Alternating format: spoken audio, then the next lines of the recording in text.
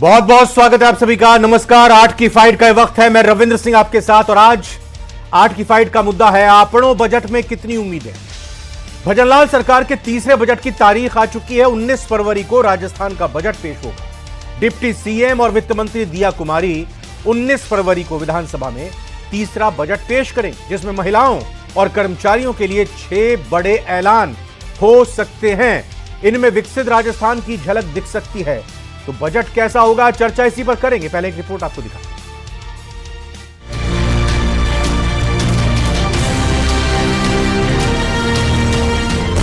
31 जनवरी से सत्र, 19 फरवरी राजस्थान का बजट।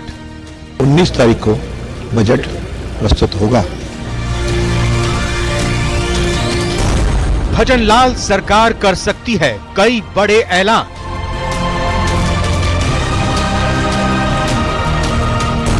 बजट में दिखेगी विकसित राजस्थान की झलक। जिन बातों को लेकर के बीजेपी सत्ता में आई और जो मैनिफेस्टो में इन्होंने लिखा, जो डायलॉग इन्होंने दिए, उस पे इन्होंने कोई चर्चा नहीं की। राजस्थान के मुख्यमंत्री जी ने और कितने विकास के काम किए ये आप सबको मालूम है। महिलाओं कर्मचारियों को सौगात देने की तैयारी। व्यापारियों और किसानों को भी मिलेगी बड़ी राहत।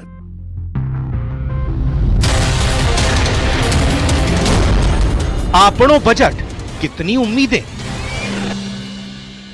उम्मीद और आस हर कोई इस बजट से लगाए हुए बैठा हुआ है। किसकी उम्मीद पूरी होगी, किसकी टूटेगी, क्या सरकार करने जा रही है, ये 19 फरवरी को बजट में पेश पता चलेगा। लेकिन कोशिश सरकार की तरफ से हो रही है हर वर्ग के साथ बैठक करके उनके सुझाव मांगकर। लेकिन क्या सबके सुझाव, सबके सभी सुझाव मानना और उनको स्वीकार करना क्या आसान है, और कितनी मुश्किल आएगी सभी वर्गों को साधने में। चर्चा आज इसी पर करते हैं। सुरेश गर्ग बीजेपी से हमारे साथ जुड़ चुके हैं। बहुत बहुत स्वागत है आपका सुरेश जी। प्रतीक सिंह जी कांग्रेस से हैं। प्रतीक जी आपका भी बहुत बहुत स्वागत है। एसपी मित्तल सर वरिष्ठ पत्रकार हमारे साथ जुड़े हैं। मित्तल सर स्वागत आपका। और निरंजन पोद्दार जी राजनीतिक विश्लेषक हमारे साथ जुड़ चुके हैं। निरंजन जी आपका भी बहुत बहुत स्वागत। पहला सवाल सुरेश गर्ग जी आपसे। डबल इंजन सरकार के डबल बजट आने वाले हैं। एक बजट 1 फरवरी को और दूसरा प्रदेश का राज्य का बजट 19 फरवरी को आने वाला है। तो डबल इंजन की सरकार डबल राहत क्या इस बार देने जा रही है, उम्मीद रखे जनता इस बार? निश्चित रूप से रविंदर जी 1 फरवरी को केंद्र का बजट आ रहा है। पिछले साल जो 24-25 का जो बजट था वो 47,65,000 करोड़ रुपए का बजट था। जो आपने देखा होगा कि पिछले कई सालों में अगर 2014 के पहले के बजट को कंपैरिजन करें और आज के बजट को कंपैरिजन करें तो वो 3 गुने से ज्यादा हो चुका है। क्योंकि 2014 तक कांग्रेस का जो लास्ट बजट था वो 15 लाख करोड़ के लगभग का था। आज 47,65,000 करोड़ रुपए का बजट है। तो केंद्र के अंदर आप देखिए कि केंद्र की योजनाएं हैं जो वो धरातल पे आती है, जो बोलते हैं वो करके दिखाते हैं। उसी तरीके से राजस्थान का 2023-24 का जो बजट था वो 3,80,000 करोड़ रुपए के लगभग का था। और हमारा जो बजट था, जो पहला बजट था, वो 4,95,000 करोड़ रुपए का बजट है। अगर आप जीडीपी के कंपैरिजन में अगर करते हैं तो 2023 के अंदर जीडीपी ग्रोथ रेट राजस्थान की 11.58% थी, लेकिन पिछले एक साल की जो जीडीपी ग्रोथ है वो 12.5% के लगभग रही है। तो आप अगर देखेंगे तो भजनलाल जी का जो बजट रहा है और भजनलाल जी ने जो वादे किए वो उस वादे पे खरे उतरे हैं। और हमारा जो एक घोषणा पत्र था, उस घोषणा पत्र का 50% से ज्यादा वादे हमने पूरे किए हैं।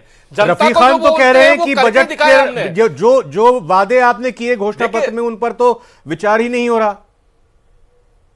नहीं, रफीक खान जी देखिए वो कांग्रेस के विधायक है, तो उनका कांग्रेस का एक कर्तव्य बनता है कि वो इस तरह का विरोध करें। वो दरअसल पेट्रोल सस्ता होगा, पूरे देश से सबसे सस्ता पेट्रोल मिलेगा, हो सकता है इस तरह के जो वादे हाँ, मैं उसी चीज पे आता हूं रविंदर जी। बिल्कुल रविंदर जी, मैं ये कहता हूं कि आप ये देखिए कि हमारी सरकार आते ही हमने 7.5 रुपए प्रति लीटर पेट्रोल के भाव कम किए। पूरे स्टेट के अंदर अलग अलग जिले के अंदर अलग अलग रेटें पेट्रोल की डीजल की हुआ करती थी। हमारी सरकार आते ही सबसे पहले हमने सभी जिलों के अंदर एक समानता लाए हैं और गंगानगर के अंदर 7.5 रुपए प्रति लीटर, पंजाब के और उसके कंपैरिजन में करें तो आप देखिए कितना बड़ा डिफरेंस था। जो एक तस्करी हुआ करती थी पेट्रोल डीजल की, उस तस्करी को रोका है हमने। अब आप ये देखिए, हमारा एक वादा था कि उज्ज्वला योजना के अंदर हम 450 रुपए में सिलेंडर देंगे। हमने 450 रुपए में 1 जनवरी 2024 से हमने सिलेंडर देना चालू कर दिया था। हमने किसान सम्मान निधि की बात की थी। किसान सम्मान निधि में हमने 2000 रुपए राजस्थान सरकार दे रही है, 6000 केंद्र सरकार दे रही है। तो हम ये कह रहे हैं, हम ईआरसीपी की बात कर रहे हैं। पिछले 5 साल तक अशोक गहलोत जी उसको लटकाए भटकाए, टैक्स का भार क्या लोगों पर पड़ेगा, लोग ये भी समझना चाह रहे हैं सुरेश गर्ग जी। और अगर नहीं पड़ेगा तो फिर लोगों को इस बजट में आप सौगात क्या देंगे और उस पैसे का बंदोबस्त कहां से करेंगे? बिना टैक्स भार की कमाई कैसे बढ़ेगी? भार का भी मैं बता देता हूं रविंदर जी, टैक्स भार का भी मैं बता देता हूं। 2018 में हमारी सरकार जब गई थी तब 3,11,373 करोड़ रुपए का कर्जा था राजस्थान का। जब गहलोत सरकार जी ने हमें सरकार दी तब 5,37,000 करोड़ रुपए का कर्जा था। यानी कि पिछले 5 साल कर गहलोत जी ने 2,26,000 करोड़ रुपए का कर्जा लिया। पूरे 60 साल के इतिहास के अंदर गहलोत जी ने 5 साल के अंदर कर्जा लिया। आप देख लीजिए किस तरीके से जो 18,000 प्रति व्यक्ति कर्जा था वो 51,000 रुपए प्रति व्यक्ति कर्जा हो गया। तो आप देख लीजिए कि पिछले 5 साल में क्या किया। ग्रोथ रेट हमारी देख लीजिए पिछले 1 साल की और उनकी ग्रोथ रेट देख दी तो उससे पता लगता है कि भजन लाल जी संवेदनशील है युवाओं के प्रति। अब आप रोजगार के अवसर भी देख लीजिए। मैं आ रहा हूं रोजगार पर आऊंगा, लेकिन जो अभी सवाल आपने उठाया रोजगार पर आते हैं रोजगार किसान पर आते हैं। सेकंड राउंड में रोजगार किसान की बात करेंगे। लेकिन प्रतीक जी, एक तो यह कहा कि भाई 11.58% आपके शासनकाल में ग्रोथ रेट थी, विकास दर थी। अब ये 1 साल के कार्यकाल में ही 1% के आसपास करीब करीब बढ़ा दिए सरकार ने, 12.5% कर दिया। और आपने 2018 में 3,11,000 करोड़ कर्जे को 5,47,000 करोड़ तक पहुंचा दिया। रविंद्र भाई, मैं ग्रोथ रेट पे आ जाता हूं। जब हमें सरकार मिली थी 2018 दिसंबर के अंदर तो राजस्थान की जीएसडीपी ग्रोथ थी 2% के आसपास, जब वसुंधरा जी ने हमें सरकार दी थी। और हम जब गए तो 11.02% थी, 11.058 नहीं थी, या इनको जानकारी कम है। और दूसरी बात जो आप बता रहे हैं 1% बढ़ा दी, इसका अभी तक कोई फिगर पब्लिकली किसी भी एजेंसी ने दिया नहीं है। अपने मन से आप कुछ भी कर लीजिए। दूसरी बात, अब कह रहे थे कि अपनी बजट घोषणाओं को इन्होंने नियंत्रण नहीं किया या बजट घोषणाओं को नहीं किया। ये बिल्कुल सही बात है। मेरे पास में 6 जनवरी की खबर मेरे सामने पड़ी है, जहां पे कोटा के अंदर इन्होंने बोला था कि 40 करोड़ रुपए की मशीन लगाएंगे, लेकिन बाद में पीछे हट गए। अब बोल रहे हैं कि पीपीपी मोड से लगाइए। बजट के अंदर प्रावधान करने के बावजूद भी बजट अलोकेट करने से मना कर दिया। तीसरी बात आता हूं मैं कर्जे पे। कर्जा ये हमें कह रहे हैं, शायद भूल गए कि राजस्थान सरकार जब हमें मिली थी तो शुरुआती 2 साल के अंदर कोविड की महामारी भी थी, उसमें अधिक कर्जा लेना पड़ा। लेकिन इन्होंने अपने 76,000 करोड़ रुपए का क्यों राजकोषीय घाटा बताया है फिर अपने बजट में? अभी 76,000 करोड़ 76,000 का बताइए क्यों बता दिया आपने क्यों कर्जा ले लिया? ये बोल रहे थे किसान को हमने 2,000 रुपए प्रति माह बढ़ा दिए। 80 लाख किसानों को पहले किसान सम्मान निधि मिलती थी, अब इन्होंने कम करके उसको 60 लाख कर दी। 5 रुपए प्रतिदिन बढ़ाया है इन्होंने। आप अगर 2,000 और इनका मेरे पास सामने घोषणा पत्र है, लिखा हुआ है कि पीएम किसान सम्मान निधि के लिए 12,000 प्रति वर्ष करेंगे। 12 किया नहीं है, 8 किया है। इन्होंने वादा किया था किसानों को 2,700 रुपए प्रति क्विंटल के अंदर गेहूं खरीदेंगे, वो खरीदा नहीं है, वो 2,400 रह गया। इन्होंने अपने घोषणा पत्र के अंदर वादा किया था कि एमएसपी पे ज्वार और बाजरे की खरीद करेंगे। और जी अभी तो पहला ही साल खत्म हुआ है। अभी तो पहला ही साल खत्म हुआ है, जब 5वां साल आएगा उसके 4-6 महीने पहले कर देंगे घोषणाएं। भाई कुछ तो सीखा होगा इन्होंने आपसे भी। घोषणाएं नहीं, हमने जो करी थी, हमने अगर किसानों नहीं, मैं कह रहा हूं जो घोषणाएं की है उसको जो है हमारी पहली कैबिनेट के अंदर 6 महीनों में। रविंद्र भाई कब कर देंगे घोषणा? कब कर देंगे बताइए? ये तो कह रहे हैं हमने हमारे 50% वादे पूरे कर दिए। मैं तो मेरे सामने पड़ा है, इसके अंदर लिखा हुआ है खुशहाल किसान, 12,000 रुपए प्रति माह लिखा हुआ है, इसके अंदर कहां बढ़ा दिए बताइए? कर दिए। दीजिए, चलिए सुरेश जी जवाब दीजिए। 60 लाख क्यों कर दिया उसके? दे रहे हैं सुरेश जी जवाब दे रहे हैं। रविंद्र भाई सबसे पहले तो किसान सम्मान निधि की बात करते हैं कि 80 लाख से नीचे क्यों आया। जो क्राइटेरिया है क्राइटेरिया के अंदर जो फुलफिल करता है, कोई भी किसान उससे बाहर नहीं हुआ है। जिसने उस क्राइटेरिया के अंदर बाहर जा रहा है तो उसमें तो आप क्या कर सकते हो। जब अगर मान लो किसान ने, अगर मान लो जो किसान ITR भरता है और वो भी अगर किसान सम्मान निधि के फायदा उठाना चाहता है तो वो नहीं हो सकता। ये जो नियम कायदे है उस नियम कायदे के अंदर अगर छटनी हुई है तो वो गलत नहीं है। फिर ये कह रहे हैं कि साहब हमने कर्जा, अरे मैं ये कह रहा हूं 44,736 करोड़ रुपए का कर्जा तो आपने जाते जाते लिया है, जाते जाते सरकार के जाते जाते 44,736 करोड़ रुपए का कर्जा लिया है। अब ये कह रहे हैं कि साहब स्टेट GDP, अरे मैं ये कह रहा हूं कि किसने कह दिया 2.5% रहे, मैं कह रहा हूं कि 8% 10% के लगभग ग्रोथ थी। ये इनके पास आंकड़े नहीं होते हैं और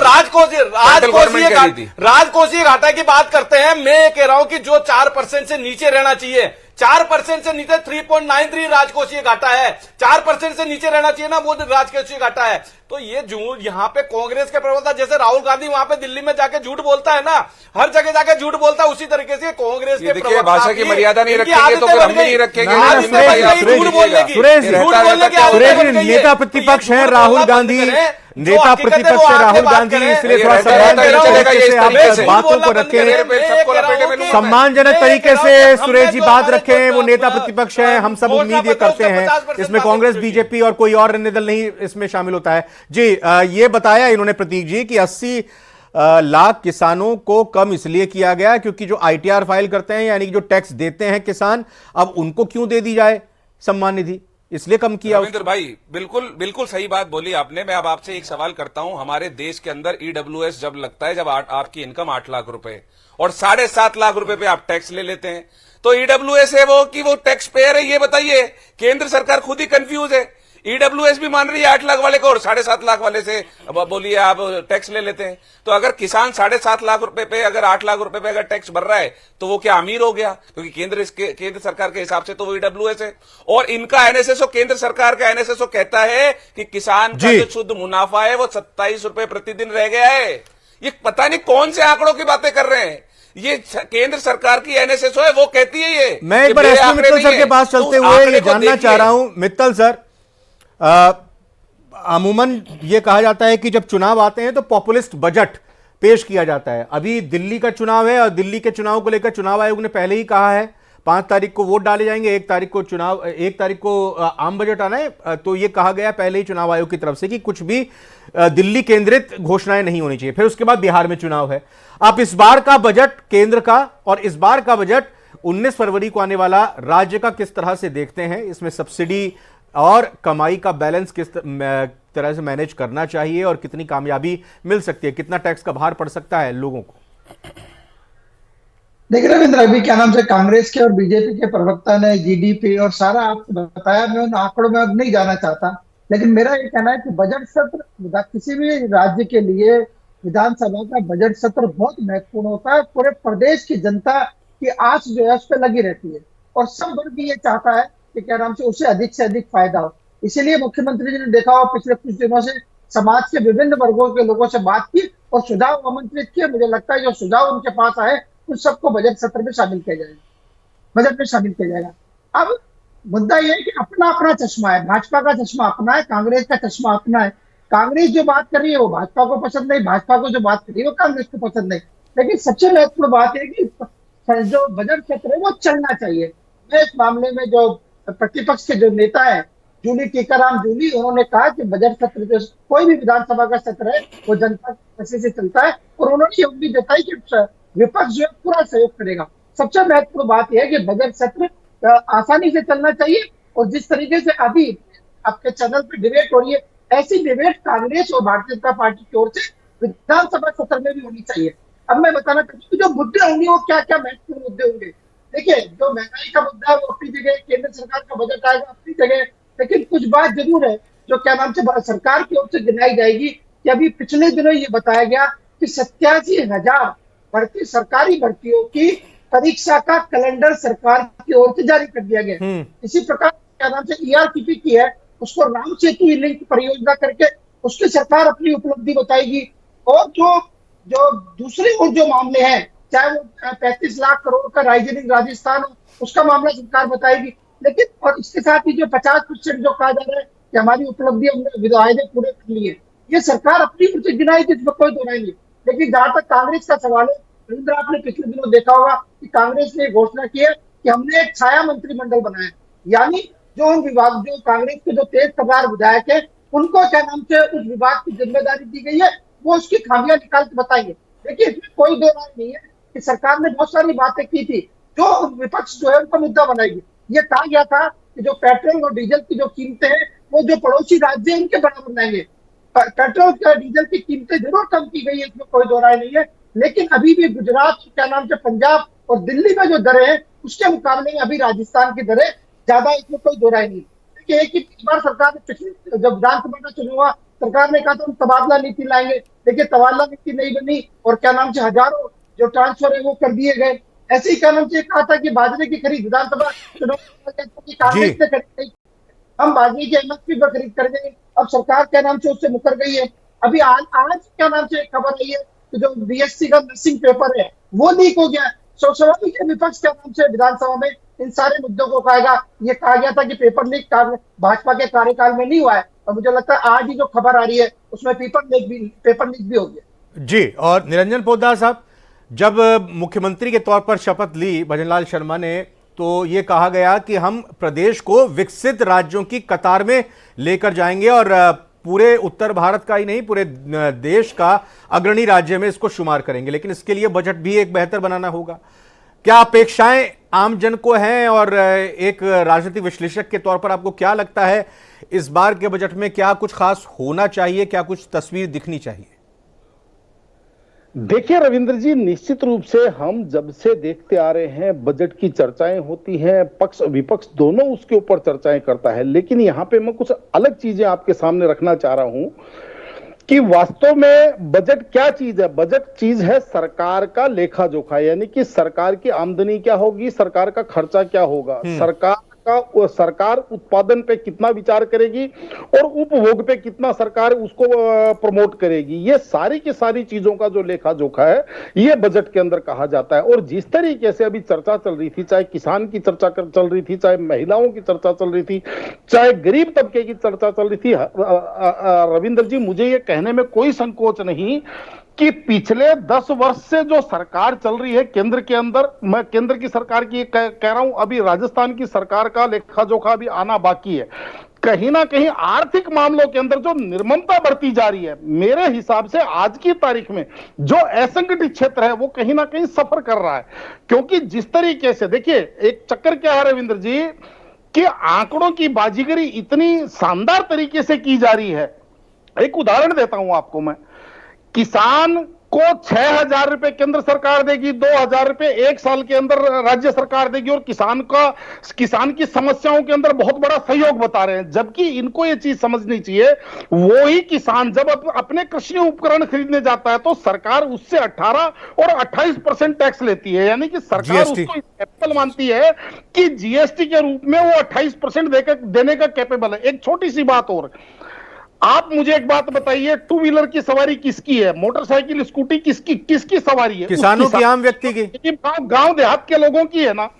उसके पार्ट्स के ऊपर अगर आपको अपनी मोटरसाइकिल का क्लच वायर भी अगर बदलना है तो सरकार कहती है हमें इसके ऊपर 28%। जब सरकार ने जीएसटी लागू की थी रविंद्र जी, उस टाइम 28% वाले स्लैब को इन्होंने कहा ये सिन आइटम है, यानी कि गंदी आइटमों पे लगाया। तो क्या मोटरसाइकिल का जो स्पेयर पार्ट्स है वो भी क्या सिन आइटमों में आता है? और सबसे बड़ी बात, आज की तारीख में विडंबना तब होती है जब एक किसान जिस भैंसा बुग्गी को चलाता है, जिस ऊंट गाड़ी को चलाता है, जिस बैलगाड़ी को चलाता है, उस बैलगाड़ी के अंदर लगने वाला धुआं भी 18% की श्रेणी में आता है। बिल्कुल, यानी कुल मिलाकर निरंजन पोद्दार जी का यह कहना है, सुरेश गर्ग जी, अगर मैं थोड़ा इसको सिंप्लीफाई करूं, कि सरकारें देती तो एक हाथ से है एक जेब में, लेकिन निकाल लेती हैं दोनों हाथ से और दोनों जेबों से निकाल लेती हैं। देखिए रविंदर जी, ऐसा कुछ नहीं है। सरकार ने, आपने देखा होगा केंद्र का बजट आया 47,65,000 करोड़ रुपए का, उसमें 11 लाख करोड़ से ज्यादा का कैपिटल एक्सपेंडिचर हुआ। कैपिटल एक्सपेंडिचर का मतलब है कि परमानेंट तरीके के खर्चे। उससे क्या किसानों को रोजगार के अवसर नहीं बढ़ेंगे, क्या युवाओं को रोजगार के अवसर नहीं बढ़ेंगे? हर क्षेत्र के लोगों को उसके रोजगार के अवसर बढ़ेंगे। तो आपका कहना, और फिर मैं ये कह रहा हूं कि जीएसटी आने से पहले कई चीजों में तो 45% से ज्यादा का टैक्स लगता था, एक्साइज ड्यूटी वगैरह सब मिला के 45% से ज्यादा टैक्स लगता था। आज 95% ऐसी वस्तु है जिसपे 5% टैक्स लगता है। साहब कुछ सवाल करना चाह रहे हैं आपसे, और निरंजन जी आपने सुन लिया, वो जस्टिफाई कर रहे हैं 28% अगर कृषि यंत्रों पर, उपकरणों पर, टू व्हीलर के स्पेयर पार्ट का लग रहा है तो इसमें कोई गुरेज नहीं है, कोई गलत नहीं है। निरंजन जी आ रहा हूं, बस फिर उसके बाद आपके पास भी प्रतीक जी। देखिए रविंद्र जी, राम की बात करने वाले, राम राज्य की बात करने वाले तुलसीदास जी ने भी भगवान राम के को राम राज्य का जो बजट था उसका विवरण किया है, और यहां पे चौपाई में कहा गया है कि बरसत हर्षत सब लखे, करसत लखे ना कोई। यानी कि जब कर सरकार लगाए तो किसी को अखरे नहीं, तो बरसत हर्षत सब लखे, करसत लखे ना कोई।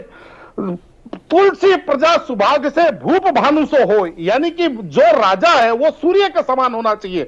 और इसका पूरा का पूरा विवरण अगर आप जाकर के पढ़ेंगे आपको दिखाई देगा। आज जिस तरीके से सरकार ने, आपको एक छोटा सा वो सब मेरी जिज्ञासा है भारतीय जनता पार्टी के प्रवक्ता से, कि आज जो कॉर्पोरेट टैक्स है उसके ऊपर तो सरकार ने 30 से घटा करके 25% कर दिया, लेकिन जो इंडिविजुअल टैक्स है, यानी कि रविंद्र जी जो है वो 30% देने लायक है। मैं डायरेक्ट टैक्स की बात कर रहा हूं, इनकम टैक्स की बात कर रहा हूं। जी सुरेश जी बताइए, उनका ये कहना है कि जो बीजेपी पर आरोप लगते हैं कि वो बिजनेसमैन को जो है राहत देती है लेकिन आम लोगों को राहत नहीं देती है, बताइए। बिजनेसमैन में एक चीज का जवाब देता हूं। हाँ मैं रविंदर जी मैं बताता हूं जी, जल्दी बताइए, फिर जो इंडिविजुअल टैक्स है, डायरेक्ट टैक्सेज है रविंदर जी, डायरेक्ट टैक्स का मैं बता देता हूं। 2014 से पहले 2 लाख रुपए की इनकम तक की छूट थी। हमारी सरकार आने के बाद में 10 साल के अंदर हमने 2 लाख से बढ़ा के 7 लाख कर दिए। 7 लाख रुपए तक पे कोई टैक्स नहीं है। 7 लाख तक की अगर रिटर्न भरता है तो उसमें 1 रुपए का टैक्स नहीं है, जबकि 2014 से पहले मात्र 2 लाख रुपए तक की छूट थी। बता दीजिए आप। दूसरा ये कह रहे कि साहब 30%, अरे भाई 30 से 25 कर दिया, आईटीआर भरते हैं, 3 लाख रुपए तक की छूट थी। सुनो तो सही, 8.5 करोड़ आईटीआर भरते हैं, मात्र 1.5 करोड़, मात्र 1.5 करोड़ लोग टैक्स देते हैं, मात्र 1.5 करोड़, 140 नहीं, देखिए टैक्स तो हर कोई देता है। सुनिए भाई साहब, जो पेट्रोल खरीदने जा रहा है, जो 5 रुपए का बिस्किट का पैकेट खरीद रहा है, जो पानी की बोतल जो 20 रुपए में खरीदा है, टैक्स हर कोई दे रहा है। जल्दी से प्रतीक जी आप कुछ कहना चाहेंगे इस पर? रोजगार की बात थोड़ी सी मैं चाहूंगा कि आप रखें, 87,000 रोजगार के अवसर मिलने वाले हैं और 4.5 लाख का 4 लाख का इस बार का टारगेट भी है। जी दोनों बात करूंगा मैं। जो अभी मेरे फेलो पैनलिस्ट ने कहा कि कॉर्पोरेट टैक्स घटा के 30 से 25% किया, 30 से 25 नहीं 30 से 22% किया गया। आप देखिए कृषि उपकरणों पे तो टैक्स लिया जा रहा है 28%, और जो कॉर्पोरेट जो पैसा कमा रहा है उस पर टैक्स लिया जा रहा है 22%।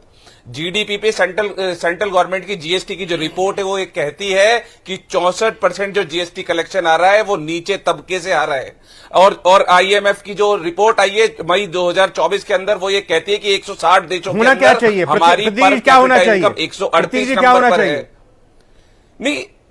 नहीं आप कॉर्पोरेट का टैक्स बढ़ाइए, और जीएसटी किसानों को, किसान दवाइयों पे आप देखिए, हेल्थ इंश्योरेंस पे 18% टैक्स है, आप लाइफ इंश्योरेंस पे 18% टैक्स है, दवाइयों पे 12% टैक्स है। बोलिए जवाब सुरेश जी, क्या 10 सेकंड 22% कर रखा है सुरेश जी। दवाइयों को, कृषि उपकरणों को, इंश्योरेंस को, बोलिए सुरेश जी। तो कम से कम, और सोने पे 2% टैक्स है। रविंद्र भाई मैं बड़ी कह रहा हूं चीज है। कि आज सोने पे कांग्रेस के 3% प्रवक्ता टैक्स यहाँ है। आके ये चीज बोल रहे हैं। जब जीएसटी काउंसिल की मीटिंग होती है ना, इनके भी 3 राज्य तो इनके कांग्रेस के है ना। हाँ तो वो तो हमें पता है कि वहां पर तो ठीक है, शराब की बात हो या पेट्रोल की बात हो, कोई भी नहीं चाहेगा कि वो सेंट्रल के पास चला जाए। जल्दी से मित्तल सर, एक लास्ट सवाल मित्तल सर बस मेरे को ये बताइएगा, पिछली बार का जो बजट आया था पहले राज्य सरकार का बजट आया था, उसके बाद केंद्र सरकार का बजट आया था, लेकिन इस बार केंद्र का आम बजट पहले आएगा और राज्य का बाद में आएगा। थोड़ी सहूलियत रहेगी, बहुत उम्मीदें भी हैं। सिर्फ 15 सेकंड, क्या कुछ होना चाहिए? प्रदेश क्या देख रहा होगा इस बार?